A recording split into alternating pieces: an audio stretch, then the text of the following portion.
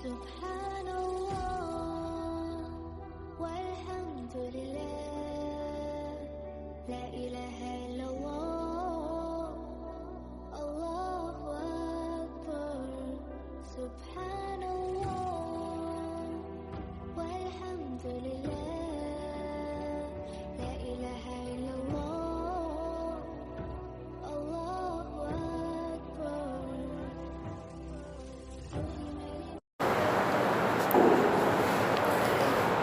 Assalamualaikum warahmatullahi wabarakatuh. Alhamdulillahirabbil alamin.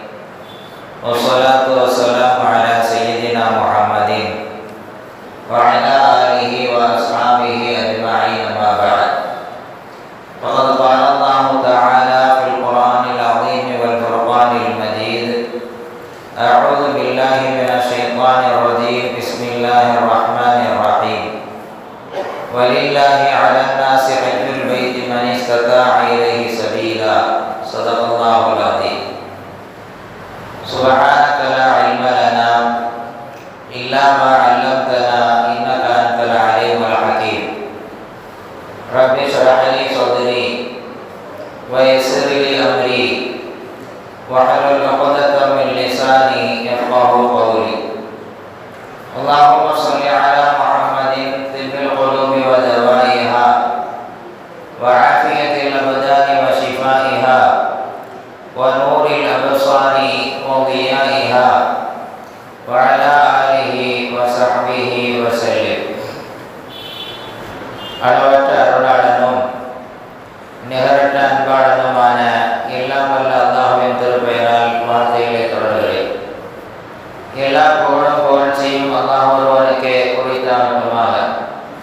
ஸலாத்தும் ஸலாமும் நாயகம் முஹம்மது ரசூலுல்லாஹ் ஸல்லல்லாஹு அலைஹி வஸல்லம் அவர்கள் மீதும், அவர்கள் வாழ்வை அப்படியே பின்பற்றி நடந்த சத்திய சஹாபாக்கள், தாபிஈன்கள், தபஅ தாபிஈன்கள், நல்லோர்கள், நாதாக்கள், இங்கே குழுமி இருக்கின்ற நம் அனைவர் மீதும் என்றும் உண்டாகட்டுமாக. ஆமீன். சங்கைக்குரிய அல்லாஹ் நல்லடியார்களே, அல்லாஹ் ஜல்ல ஷானஹு தஆலா அவனையும் அவனது தூதர்களையும் ஏற்றுக்கொண்டதற்கு பின்னால் சில கடமைகளை நமக்கு அவன் கட்டளையிட்டு கொடுக்கிறார். நபிகள் பெருமானார் ரசூலுல்லாஹி ஸல்லல்லாஹு அலைஹி வஸல்லம் இஸ்லாம் அமைக்கப்பட்ட விதத்தை குறித்து சொல்லுகின்ற போது, புனியல் இஸ்லாமு அலா ஹம்ஸின், இஸ்லாம் 5 காரியங்களில் அமைக்கப்பட்டிருக்கிறது என்று சொல்லுவார்கள். ஒன்று, ஷஹாதத்தி அன் லா இலாஹ இல்லல்லாஹ் வ அன்ன முஹம்மதன் அப்துஹு வ ரசூலுஹு, வணக்கத்திற்குரியவன் அல்லாஹ்வை தவிர வேறு யாரும் இல்லை என்று அவன் ஈமான் கொள்வதும் சாட்சி சொல்வதும். வ இகாமி ஸலா, தொழுகையை நிலைநாட்டுவதும். வ ஈதாஇ ஸகா, ஜகாத்தை கொடுப்பதும். வல் ஹஜ்ஜி வ ஸௌமி ரமலான், ஹஜ் செய்வதும் ரமலான் மாதத்திலே நோன்பு இருப்பதும் ஆகிய 5 கடமைகளில் இஸ்லாம் அமைக்கப்பட்டிருக்கிறது என்று நபிகள் பெருமானார் ரசூலுல்லாஹி ஸல்லல்லாஹு அலைஹி வஸல்லம் அவர்கள் சொல்லித் தருவார்கள். இந்த கடமைகளில் இப்பொழுது நாமெல்லாம் ஹஜ்ஜினுடைய கடமையின் காலத்திலே அமர்ந்திருக்கிறோம். அல்லாஹ் ஜல்ல ஷானஹு தஆலா இந்த ஹஜ்ஜினுடைய கடமை யாருக்கு கடமை என்பதை குறித்து சொல்லுகின்ற போது, வலில்லாஹி அலன் நாஸி ஹஜ்ஜுல் பைத்தி மன் இஸ்ததாஅ இலைஹி சபீலா, கஅபத்துல்லாஹ்விற்கு சென்று அங்கிருக்கின்ற அமல்களை செய்து வருவதற்குண்டான பொருளாதார வசதியும் உடல் வசதியும், பரிபூரணமான ஆரோக்கியம் பெற்றிருக்கின்ற உடலும், அதே போல போக்குவரத்து எந்த விதமான இடையூறும் இல்லாதவர்களுக்கு ஹஜ்ஜினுடைய கடமை என்று அல்லாஹ் ஜல்ல ஷானஹு தஆலா சொல்லித் தருகிறார். இந்த கடமைகளை சொல்லித் தருகின்ற விஷயங்களை குறித்து விரிவுரையாளர்கள் நமக்கு சொல்லித் தருவார்கள். ஒரு மனிதன் சுயமான முறையில் ஹஜ்ஜுக்கு செல்வதற்குண்டான தகுதியும் அல்லது பிற உறவின் மூலமாக செல்லக்கூடிய தகுதியும் என்று 2 விதமாக தகுதியை பிரித்து சொல்லுவார்கள். ஒருவருக்கு பொருளாதார வசதி இருக்கிறது, போக்குவரத்திற்கு எந்த விதமான இடையூறும் இல்லாதவர் பருவ வயதை அடைந்து இஸ்லாமியராக இருப்பாரேயானால் அவர் ஹஜ்ஜு செய்வது கடமை. இவர் சுயமான முறையில் அங்கு சென்று அங்கிருக்கக்கூடிய அமல்களை முழுமையான முறையிலே செய்து வருவதற்குண்டான தகுதியை பெற்றிருக்கிறார். அதே நேரத்தில் ஒருவருக்கு பொருளாதாரத்தினுடைய வசதியை அல்லாஹ் கொடுத்திருக்கிறார். ஆனால் அங்கே செல்வதற்குண்டான முடியாமல் பயங்கரமான நோயிலே பாதிக்கப்பட்டிருக்கிறார். அங்கே செல்வதற்கு அவருக்கு வாய்ப்பில்லை.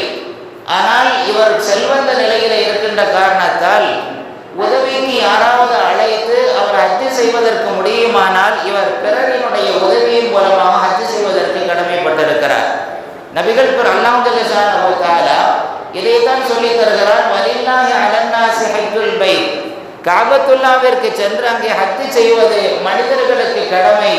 யாருக்கு மனிஸ்ததா இலைஹி சபீலா, அங்கே செல்வதற்குண்டான பொருளாதார வசதியும் உடலினுடைய தகுதியும் போக்குவரத்து இடையூறும் இல்லாதவருக்கு தகுதி என்று அல்லாஹ் ஜல்லல்லாஹு தஆலா குர்ஆனின் மூலமாக நமக்கு சொல்லி தருகிறார். அல்லாஹ் ஜல்லல்லாஹு தஆலா தனக்கு செய்ய வேண்டிய இந்த கடமைகளை, பொதுவான கடமைகளை 3 அமைப்புகளிலே வைத்திருக்கிறார். சில கடமைகள் தினந்தோறும் செய்யக்கூடிய கடமைகளாக வைத்திருக்கிறார். நாம் 5 நேரம் தொழுகிறோம் அல்லவா, இந்த 5 நேர தொழுகைகளை இந்த சமூகம் தினம் தினம் கடைபிடித்தாக வேண்டும் என்று கடமையாக்கி வைத்திருக்கிறார். இன்னும் சில கடமைகள் அல்லாஹ் ஜல்லல்லாஹு தஆலா நமக்கு வருடத்தில் ஒரு முறை செய்யக்கூடிய கடமைகளாக வைத்திருக்கிறார். நோன்பாகட்டும் ஜகாத்தாகட்டும், இந்த 2 கடமைகளும் வருடத்திற்கு ஒரு முறை நாம் செய்கிறோம்.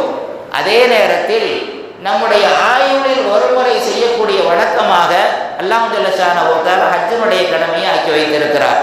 நபிகள் பெருமானார் ரசூலுல்லாஹி ஸல்லல்லாஹு அலைஹி வஸல்லம் சஹாபாக்களுக்கு மத்தியிலே சொல்லுவார்கள், கத் ஃபுரித அலைக்குமுல் ஹஜ், உங்களுக்கு ஹஜ் என்பது கடமையாக்கப்பட்டு விட்டது.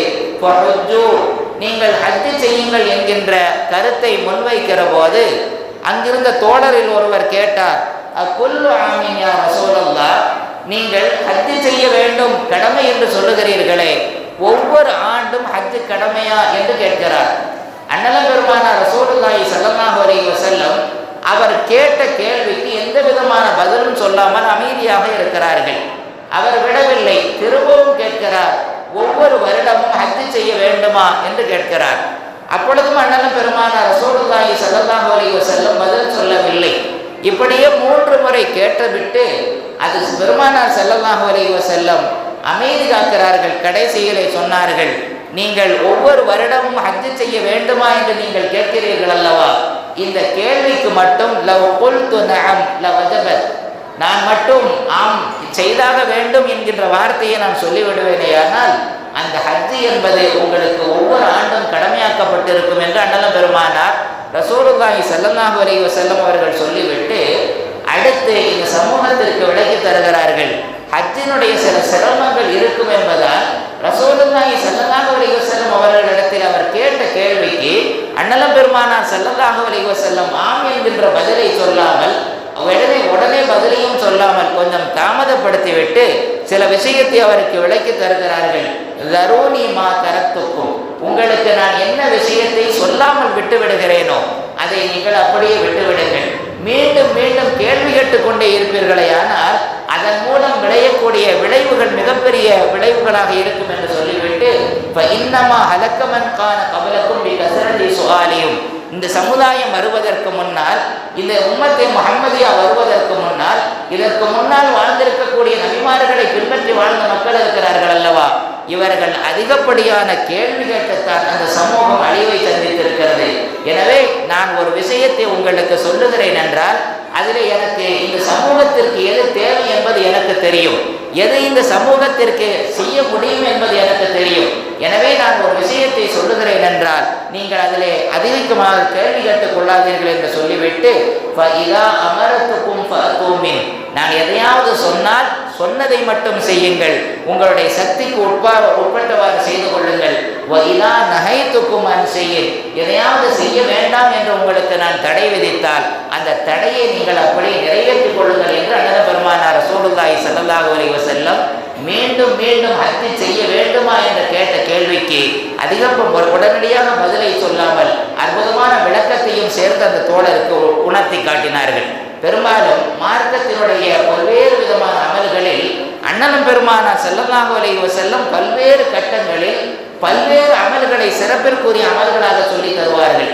அப்படி சொல்லுகின்ற போது ஒரு தோழர் கேட்கிறார், அய்யுல் அமலி அஃதல், இருக்கின்ற செயல்களில் மிகச்சிறந்த செயல் என்கின்ற போது அண்ணலும் பெருமானா ஸல்லல்லாஹு அலைஹி வஸல்லம் 3 செயல்களை சொல்லுவார்கள்.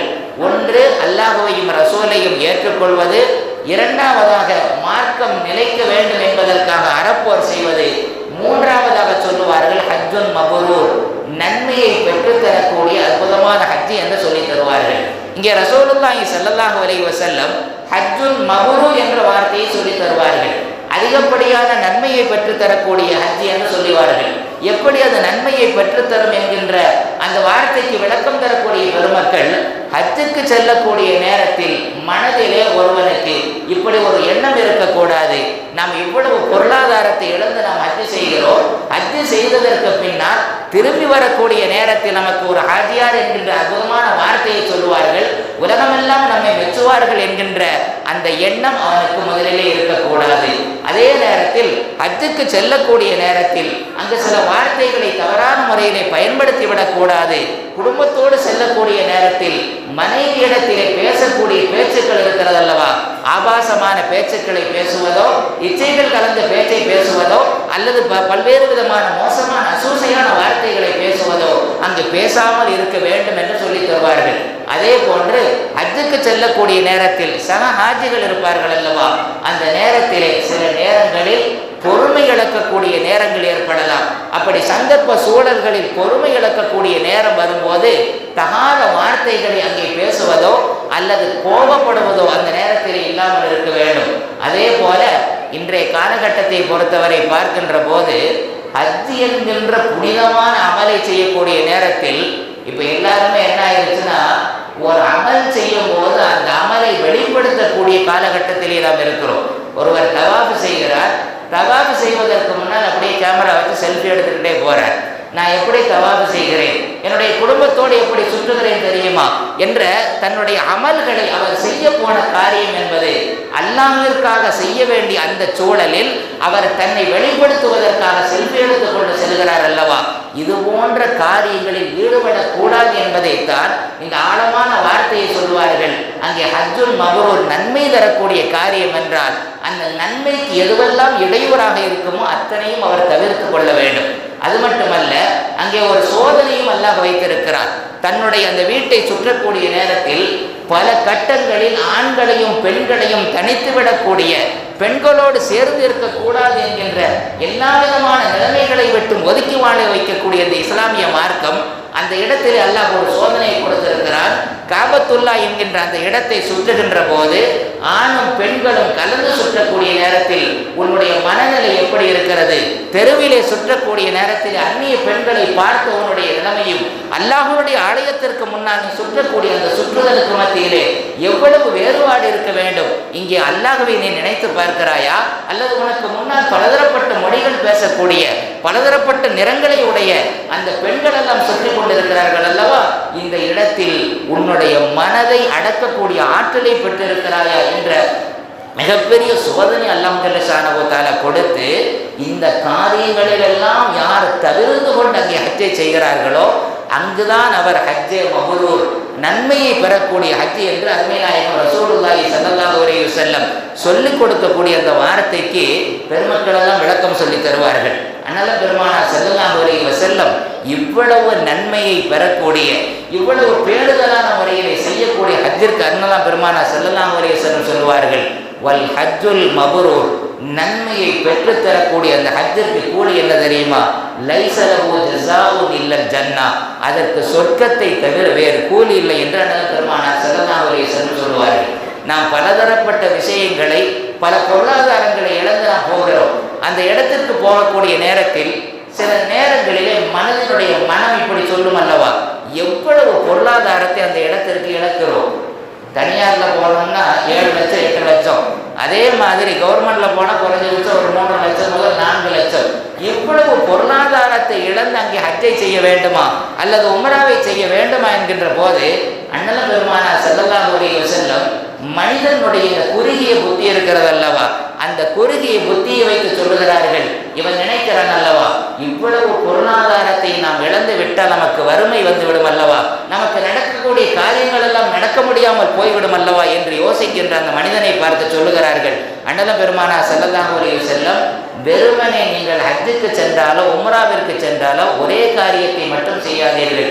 ஹஜ்ஜையும் ஹஜ்ஜை தொடர்ந்து உம்ராவையும், அல்லது உம்ராவையும் உம்ராவை தொடர்ந்து ஹஜ்ஜையும், இந்த இரண்டு காரியங்களையும் நீங்கள் நிறைவேற்றியாகுங்கள். ஃபஇன்னஹுமா யன்ஃபியானில் ஃபக்ர வதுனூப். இந்த இரண்டு காரியமும், நீங்கள் ஹஜ்ஜு செய்வதும் உம்ராக்கள் செய்வதும் உங்களுக்கு வறுமையை அது போக்கிவிடும் என்று சொல்லிவிட்டு, நீங்கள் செய்திருக்கக்கூடிய பாவங்கள் இருக்கிறது அல்லவா, அந்த பாவங்கள் அத்தனையும் அது நீக்கிவிடும் என்று சொல்லிவிட்டு உதாரணத்தை சொல்லுகிறார்கள். ஒரு கொல்லனினுடைய பட்டறையில் அவன் அந்த நெருப்பை வைத்து சுடுகின்ற போது அங்கே இரும்பிலே இருக்கக்கூடிய துருக்களும் அல்லது வெள்ளியிலே இருக்கக்கூடிய அழுக்குகளும் தங்கத்திலே இருக்கக்கூடிய அழுக்குகள் எப்படி களையப்படுகிறதோ அதே போன்றுதான் உங்கள் வாழ்நாளிலே செய்திருக்கக்கூடிய அத்தனை பாவங்களும் அங்கே கழுகப்பட்டு நீங்கள் பரிசுத்தமானவர்களாக திரும்பி வருவீர்கள் என்கின்ற அற்புதமான செய்தி அண்ணல பெருமான ஸல்லல்லாஹு அலைஹி வஸல்லம் சொல்லிவிட்டு ஹாஜிகளுக்கு சொல்லுகிறார்கள். இந்த ஹாஜிகள் எவ்வளவு பெரிய பாக்கியவான்கள் தெரியுமா? நாம் ஒரு வீட்டுக்கு விருந்தாளியை நம்ம கூப்பிட்டோம் அப்படின்னா ஒரு சந்தோஷமாக நாம் எப்படி வரவேற்பதற்காக காத்திருப்போம். நம் வீட்டிற்கு வந்திருக்கக்கூடிய விருந்தாளிக்கு என்னவெல்லாம் உபசரிப்பு செய்வோம், அவருக்கு வேண்டிய அற்புதமான உணவுகள் எல்லாம் சமைத்து கொடுப்போம் அல்லவா. அண்ணல பெருமானா ஸல்லல்லாஹு அலைஹி வஸல்லம் சொல்லுகிறார்கள், ஹஜ்ஜு செய்ய வருவதற்காக ஹாஜிகளும் உம்ரா செய்வதற்காக வரக்கூடிய அந்த உம்ரா செய்வதற்காக வரக்கூடிய மக்களும் யாரு தெரியுமா? வஃதுல்லா, அல்லாஹ்வினுடைய விருந்தாளிகள் அவர்கள். அல்லாஹ் என்ன கொடுக்கிறான் தெரியுமா? அவர்களுக்கு உண்டான பாக்கியம். அவர்கள் எதை கேட்டாலும் அஜாபஹும், அவர்கள் அல்லாஹ்விடத்திலே கேட்பதற்கு அல்லாஹ் அவர்களுக்கு பதிலளிக்கிறார். அது மட்டுமல்ல, அண்ணல பெருமானா ஸல்லல்லாஹு அலைஹி வஸல்லம் அதோடு சேர்த்து சொல்லுகிறார்கள், அவர்கள் யாருக்காவது இஸ்திக்ஃபார் செய்தாலும், தன்னுடைய நண்பர்களுக்காக, தன்னுடைய குடும்பத்தில் உள்ள நபர்களுக்காக, தன்னுடைய மனைவி மக்களுக்காக, யா அல்லாஹ் இவர்களினுடைய பாவங்களையும் நீ மன்னித்துக்கொள் என்று பிற மக்களுக்காக ஹாஜிகளும் உம்ரா செய்யக்கூடியவர்களும் மன்னிப்பை அல்லாஹ்விடத்திலே தேடினார். கஃபர லஹும், அல்லாஹ் ஜல்ல ஷானஹு தஆலா இவர்கள் யாருக்காக பாவ மன்னிப்பை கேட்கிறார்களோ அவர்களினுடைய பாவங்களையும் அல்லாஹ் மன்னிக்கிறான் என்கின்ற அற்புதமான செய்தி அண்ணலம் பெருமானா ஸல்லல்லாஹு அலைஹி வஸல்லம் சொல்லுகிறார்கள். அது மட்டுமல்ல, அண்ணலம் பெருமானா ஸல்லல்லாஹு அலைஹி வஸல்லம் சொல்லுவார்கள், ஒரு மனிதன் சில நேரங்களில் அவன் ஹஜ்ஜு செய்வதற்கென்று புறப்பட்டு விட்டார், சில சந்தர்ப்பங்களில் முடியாமல் போய்விட்டது. ஏனென்றால் ஹஜ்ஜு செய்வதற்கென்று மனதிலே எண்ணம் கொண்டு அவன் பயணத்தை புறப்பட்ட நேரத்தில் சில நேரங்களில் ஏதாவது அசம்பாவிதம் ஏற்பட்டுவிடும் அல்லவா. அந்த அசம்பாவிதம் ஏற்பட்டு வழியிலே மரணம் அடைந்தால் கூட அண்ணலம் பெருமானா ஸல்லல்லாஹு அலைஹி வஸல்லம் இப்பொழுது ஒரு சுப செய்தியை சொல்லுகிறார்கள்.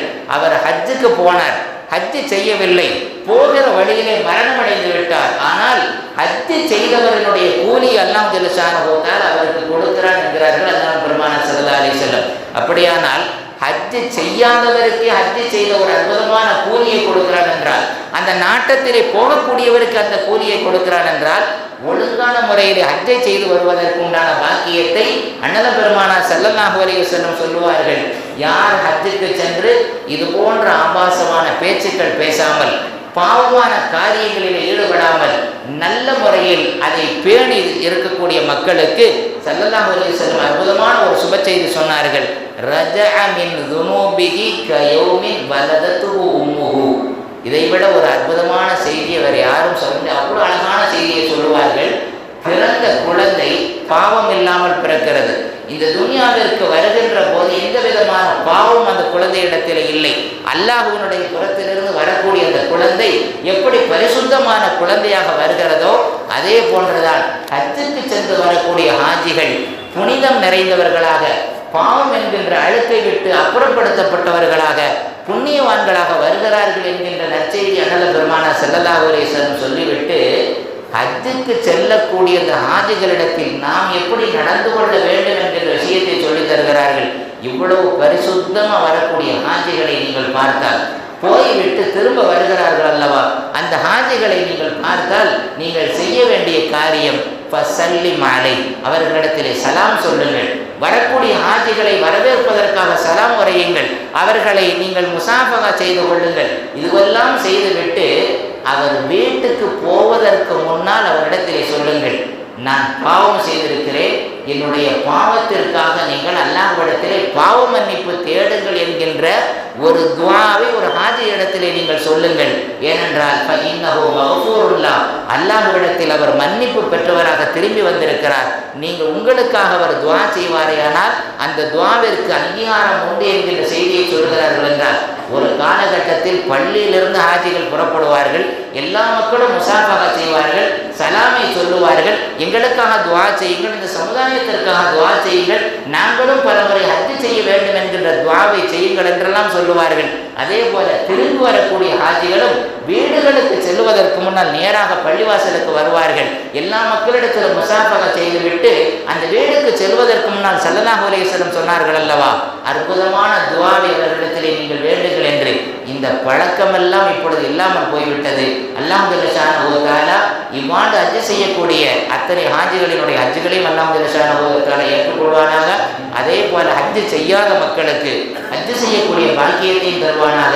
காலகட்டத்தை பெருமக்கள் சொல்லுவார்கள், அரசர்கள் ஹஜ்ஜுக்கு செல்கிறார்கள் என்றால் பெருமைக்காக செல்வார்கள், ஆலிம்கள் ஹஜ்ஜுக்கு செல்கிறார்கள் என்றால் நம்மை பற்றி பெருமை பேச வேண்டும் என்பதற்காக, அதே போல வியாபாரிகள் வியாபார நோக்கத்திற்காக செல்வார்கள் என்பதை போல இப்பொழுது ஹஜ்ஜினுடைய அமைப்புகள் எல்லாம் இப்படி ஆகிவிட்டது. அல்லாஹ் ஜல்ல ஷானஹு வ தஆலா அந்த மாதிரி ஹஜ்ஜுக்கு செல்லாமல் இஹ்லாஸான முறையில் தூய்மையான முறையில் ஹஜ்ஜுக்கு செல்லக்கூடிய பாக்கியத்தை அல்லாஹ் ஜல்ல ஷானஹு வ தஆலா அத்தனை பேருக்கும் தந்தருள்வானாக.